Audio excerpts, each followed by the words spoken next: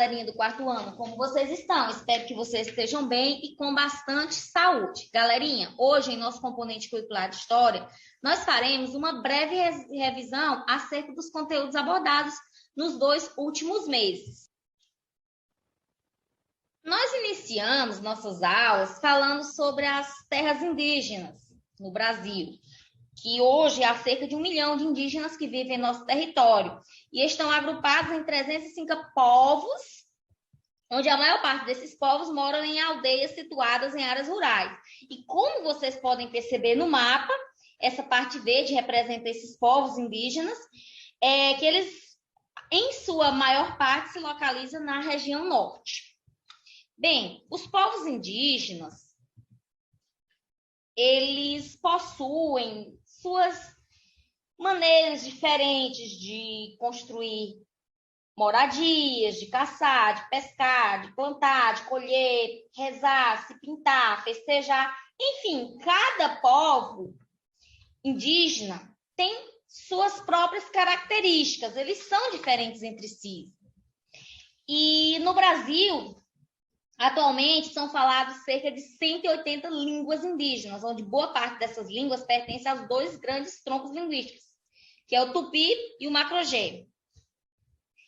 Bem, sabemos que em 22 de abril de 1500, o português Pedro Álvares Cabral chegou com sua gente em Porto Seguro, na Bahia, que era uma terra habitada por tupiniquins.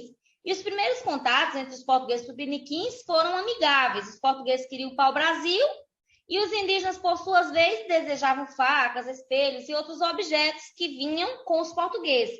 Teve, então, início a um comércio entre eles, onde os nativos eles cortavam e transportavam o pau-brasil até os barcos portugueses e, em troca, eles recebiam objetos como machados, pás, foices, facas, espelhos e dentre outros. Esse tipo de troca, que não se usa dinheiro, é conhecido como escambo. Os primeiros contatos entre os portugueses e os indígenas foram amigáveis, mas em pouco tempo os portugueses descobriram um negócio mais rendoso que o comércio do pau-brasil, que era o cultivo da cana-de-açúcar. Então, eles decidiram montar engenhos no Brasil e capturar indígenas para trabalhar para eles como escravos. Só que daí em diante, os indígenas perceberam que eles estavam em desvantagens, pois os portugueses traziam doenças como gripe, sarampo, tuberculose, dentre outras, aos quais os corpos dos índios não tinham defesa natural, e isso estava provocando muita morte entre eles. Tinha também as armas de fogo que os portugueses usavam nas guerras, que matavam muitos indígenas, as guerras que os indígenas morriam resistindo aos portugueses, ou aliando aos portugueses contra outros povos europeus. Assim, nas épocas das grandes embarcações, os portugueses passavam muitos riscos, porque naquelas épocas as embarcações eram pequenas, os mapas eram cheios de erros, e não havia nenhuma certeza do caminho, nem rádio para pedir socorro em caso de uma tempestade. E os europeus naquela época, eles acreditavam que o mar era habitado por monstros que atacavam as embarcações. Mas o que foi que levou os portugueses ao mar? Bem, o principal motivo das navegações portuguesas era a busca das especiarias e artigos de luxo, que enriqueciam os portugueses rápido, mas os portugueses também tinham a intenção de converter outros povos ao cristianismo. Então, essas navegações portuguesas, elas tinham tanto a motivação econômica como religiosa. Assim, Portugal foi o primeiro país europeu a fazer viagem de longa distância. Mas os espanhóis também queriam enriquecer com o comércio de especiarias, por isso eles buscavam um novo caminho marítimo para o Oriente. Surgiu a disputa pela Média, que quase causou uma guerra entre os portugueses e espanhóis. E em 1494, eles acabaram chegando a um acordo, que era chamado Tratado de Tordesilhas.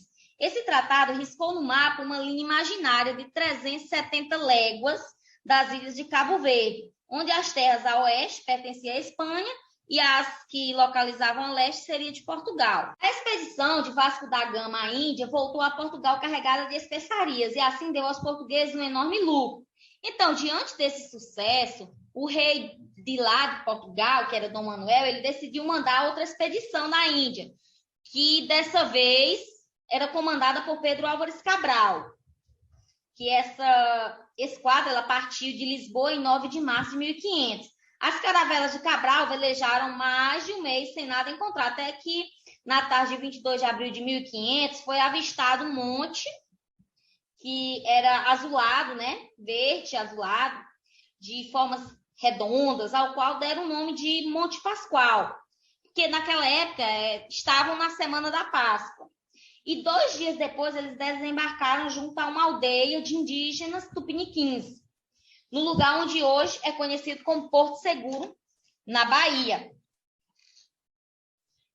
Bem, em 1530, Martim Afonso de Souza veio para cá, por ordem do rei de Portugal, para iniciar o cultivo da cana e também a produção de açúcar nas terras brasileiras. A expedição de Martim Afonso combateu os franceses, fundou também São Vicente, que foi a primeira vila brasileira, e ergueu o primeiro engenho brasileiro, produção de açúcar. Nos primeiros tempos, em São Vicente, Bahia e Pernambuco, os senhores de engenho, eles capturaram índios e os puseram a trabalhar como escravos. Depois, eles começaram a substituir os índios pelos africanos, que os africanos tinham uma mão de obra mais especialista, eles já tinham um certo conhecimento com a agricultura, e assim eles passaram a trazer os africanos para serem escravos aqui no Brasil. Bem, em 1534 e 1536, o governo português ele dividiu o território colonial em 15 imensas faixas de terras, que eram conhecidas como as capitanias hereditárias, e entregou a administração de 12 homens, que eram os capitães donatários. Poucas capitanias tiveram sucesso esperado, somente Pernambuco, Bahia e São Vicente prosperaram. As demais fracassaram devido à falta de recursos de alguns donatários, a grande extensão de terras a serem administradas, a resistência dos índios e a ocupação de suas terras, né? Então, diante do fracasso da maioria dessas capitanias, o rei de Portugal, ele decidiu aumentar o seu controle sobre o Brasil. E para isso, ele criou em 1548 o governo geral. No ano seguinte, chegou à Bahia o primeiro governador-geral, que seria Tomé de Souza. E com ele vieram também padres jesuítas, trabalhadores, pedreiros, carpinteiros e soldados. E com a ajuda deles, começou o trabalho de construção da cidade de Salvador, que foi inaugurada em 29 de março de 1549. A África é um continente com 54 países e muitos povos. Cada um desses povos fala geralmente mais de uma língua e possui costumes próprios.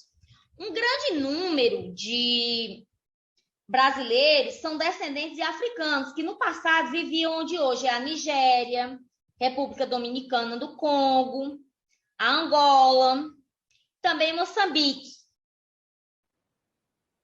Os africanos, eles não vieram por vontade própria para o Brasil, eles foram trazidos à força para trabalhar como escravos. O comércio de pessoas da África para o Brasil, pelo Oceano Atlântico, era chamado de tráfico atlântico. O comércio de africanos durou mais de 300 anos, e durante esse longo tempo, o Brasil recebeu milhões de africanos. As condições de viagem eram muito ruins. Os navios, os africanos escravizados, eles viajavam apertados, recebiam pouco alimento, pouca água, muitos morriam durante essa viagem, eram jogados no mar.